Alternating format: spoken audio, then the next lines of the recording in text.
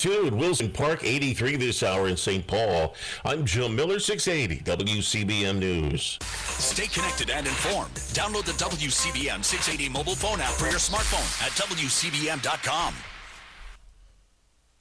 You are about to hear the most interesting, informative, thought-provoking, opinion-leading, and funny show in America.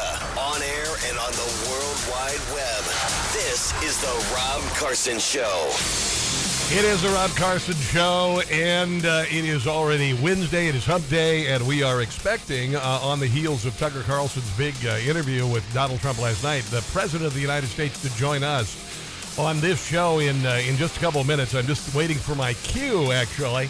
I do want to mention NPR has quit Twitter after a spat with Elon Musk, who branded the public broadcasting network as a government-affiliated and according to NPR, falsely implying that it is not editorially independent. You know what? Yeah, I used to work for NPR in college.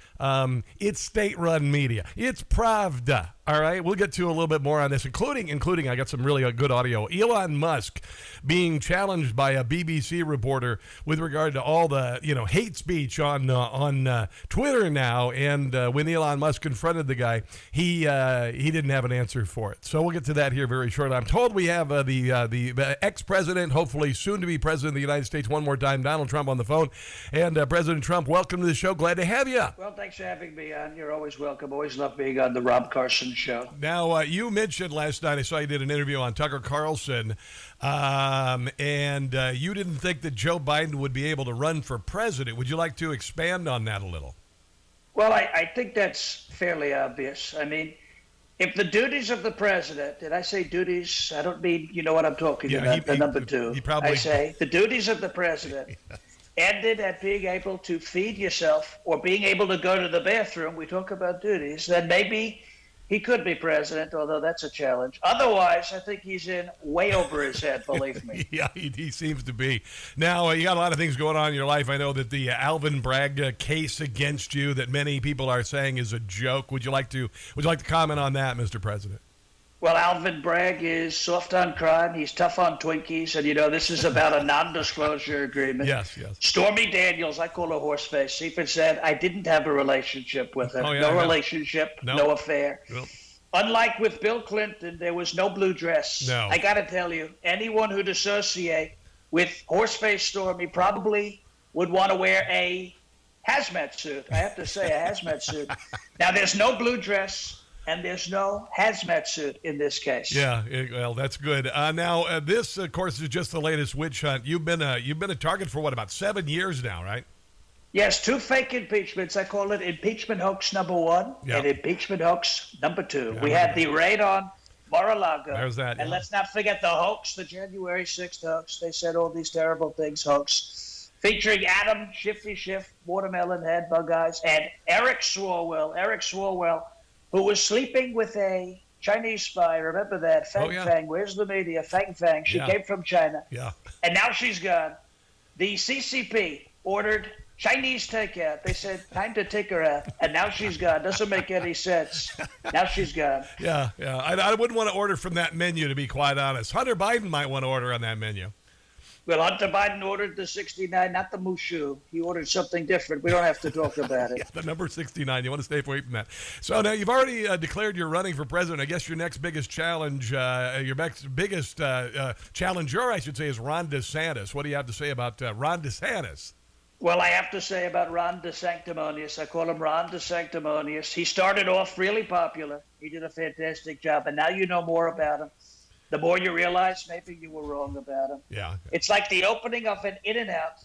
In-N-Out burger. Everybody's interested. Everybody's excited about it. You wait in line for several hours.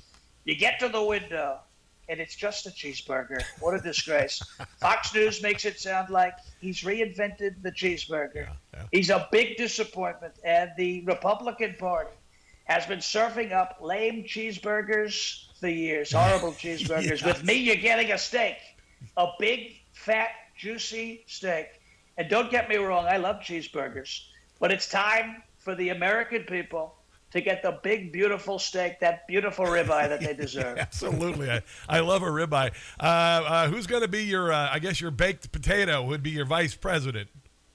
Well, I have to ask you this because I think you're incredible. You're highly respected. What are you doing the next 5 years? Well, but when you think about it, I think you'd be a better White House press secretary. You'd do fantastic. Oh, we could have some fun. We could have some fun for sure. Well, you might actually be a better CDC director, when you look at it. CDC director? I don't really know anything about healthcare, Mr. President. Well, that didn't stop Rochelle Walensky or Anthony Fauci, Little Tony. That's true. Plus, you're the only person in America who is successfully fighting the new deadly pandemic that we're facing and doing fantastic. Wait, hold on. Another deadly pandemic? Is there like a COVID coming? I haven't heard about this. Well, it's called the pandemic of stupid. It's spreading like wildfire in our government. These are stupid people, I have to say. Yeah. And the fake news media, I can't tell you how many cases of stupid I've seen. They're all over the place. Yeah. They need to vaccinate everybody in the fake news, although with MSNBC, it's probably too late. You look at it, it's probably too late. Yeah. You need to get one of those big, beautiful exterminator tents and completely cover MSNBC. Yeah. Rachel Maddow, she had the tax returns. Remember that? She had them, she danced, and she didn't have anything. Big, beautiful, nothing burger. It's like the wet market of the fake news media. They say the stupid was a natural occurrence. I think it jumped from Rachel Maddow, believe it or not. I think it has that. I think MSNBC is the Wuhan lab of the stupid pandemic. I think it definitely is ground zero for stupid. I'm going to give you that. Okay, so real quick, I know you're rushed in time here. Can I just run through a list of VP candidates and get your quick take, okay? Let's do it. Yeah, let's do it. Absolutely. All right, so let's start with that. Mike Pence. Snowball's chance in hell. Not going to happen. Okay, that's pretty. How about, Democrat Robert Kennedy? How about that? Well, he's a smart guy, considering what happened, though, to his dad and his uncle. Bad things happened to him. Maybe he should stick to talking about vaccines. Yeah, that's probably a good idea. Vivek Ramaswamy. He's a great guy, but I have to say he has a tougher name to pronounce than Buttigieg. Yeah. Okay, it might be a little hard to put on a bumper sticker, but good guy. I like him. He's a good guy. He is a good guy. Nikki Haley. What about Nikki Haley? Well, we all know you're funny, Rob. Let's not make me laugh too hard, okay? Because it's not serious. How about Carrie Lake? I like Carrie Lake. I can tell you, stay tuned. You know, they called them the Great Lakes. She's the greatest lake, believe it or not. She's got the experience the country needs. Yeah. As a politician, though, I mean, she's never been in office. I don't know what you're talking about. Well, she's had elections stolen from her, just like what happened to me. Remember that? She's the only person in America with the same experience as me in that department. All right, I got you. Well, Mr. President, thanks for your time today. I greatly appreciate you joining me. I know Tucker was a big deal, but it's awesome to have you on this morning, my friend. Well, I have to say I enjoy your show more than I enjoy Tucker because you're a funny guy, and Tucker's a good guy, but you're a great guy. Keep up the great work. You do. Right. There you go. That is the ex-president of the United States. Or a really good impression by Sean Farish. You decide. A little AC/DC for you. It's a long way to November 2024, I'll tell you that. Yeah. I think we need to hear this, actually. Can't touch me. My rallies are so large, makes the Dems say, oh my God, thank you for blessing me with the gift of gab, and the hot wifey feels good when you come see a super dope homeboy from NYC, and I know I'm as much, and this is a man they can't touch. They tried to. Can't touch me.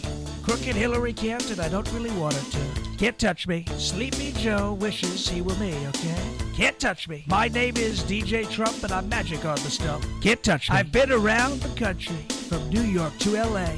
I speak to a lot of people that play YMCA. Kamala speaks to no one, and Biden can't draw flies. And still the fake news media thinks you voted for those guys. My rallies are on Newsmax, and Fox just can't be found. And all the fake news media, I take them to the ground. Can't touch me. How's your approval rating, Sleepy Joe? Can't touch me. COVID is more popular than Sleepy Joe. Can't touch me. I fill stadiums. Sleepy Joe can't fill a shoebox. Can't touch me. Together we're going to save America, believe me. There you go. That is Sean Parrish on the show. So welcome to it. Come inside. Please join me. Okay, so now one of the things you listen to the show for, obviously, is a humorous take when possible, because, dear God in heaven, if you can't laugh looking at the world today, you're going to go insane. So we do the funny, don't get me wrong. And then also, of course, you listen to the show to hear things before everybody else says them. I have this kind of knack for being able to figure stuff out fairly early on. At the beginning of the pandemic, I went, really? I don't see this as being the deadliest pandemic of all time, and it's the summer of 2020, so I'm thinking maybe it has something to do with it being the summer of 2020. And you know what? We're finding out today that, all of that nonsense about COVID, it was just that, nonsense. New study out today about the absolute joke of masks and how bad they are for you. That just came out. I'm going to share that today. Also, kind of a recap of the COVID nonsense, and Joe Biden wanting another $5 billion for another vaccine for a virus we don't have. But chances are he's already talking to a lab in China about it. Who the hell knows? So we got that coming up, and then for instance, I knew about Russiagate. I said there's no reason why Donald Trump would collude with Russia, because Russia got everything they wanted from Hillary Clinton. It was stupid. Donald Trump was a hawk on defense and energy independence. So why would Vladimir Putin want him to be the president? It made no sense.